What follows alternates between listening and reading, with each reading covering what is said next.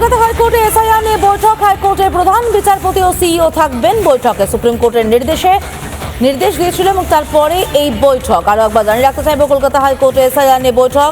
হাইকোর্টের প্রধান বিচারপতি ও সিইও থাকবেন বৈঠকে। সুপ্রিম কোর্টের নির্দেশের পরই বৈঠক। তবে থেকে এই জুডিশিয়ারি টিম তারা কাজ করা শুরু করেছে, তখন থেকেই কিন্তু এই ধরনের বৈঠক হচ্ছে। বলতে গেলে এই বৈঠকগুলো একটা রিভিউ মিটিং। এই রিভিউ মিটিংয়ে মূলত জানা যাচ্ছে যে আজকের ডেট অবধি কতগুলো নামের নিষ্পত্তি হয়েছে বা কতগুলো নাম স্ক্রুটিনি হয়েছে এবং তাদের স্ট্যাটাসটা কি সেইগুলো জানা যাচ্ছে।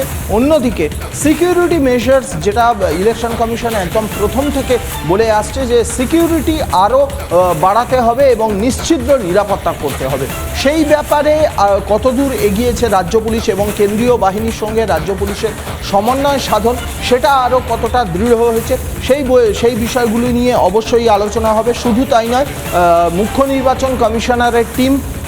নির্বাচন কমিশনারের নেতৃত্বে নির্বাচন কমিশনের ফুল বেঞ্চ বিগত কয়েকদিন আগে দুদিনের জন্য যে এসেছিল রাজ্যে, সেক্ষেত্রে যে নির্দেশগুলো দিয়ে গেছেন মুখ্য নির্বাচন কমিশনার, সেইগুলো আরও একবার রাজ্য সরকারের প্রত্যেকটা এজেন্সির কাছে এবং যারা নোডাল এজেন্সি আছে, এনফোর্সমেন্ট এজেন্সি আছে, তাদের কাছে প্রত্যেকটাকে কনভে করে দেওয়া।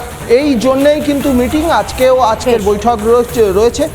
বৈঠকে থাকবেন মুখ্য নির্বাচনী আধিকারিক এবং কলকাতা হাইকোর্টে এই বৈঠক হবে। মূলত এই বিষয়গুলো নিয়েই আজকে আলোচনা হবে।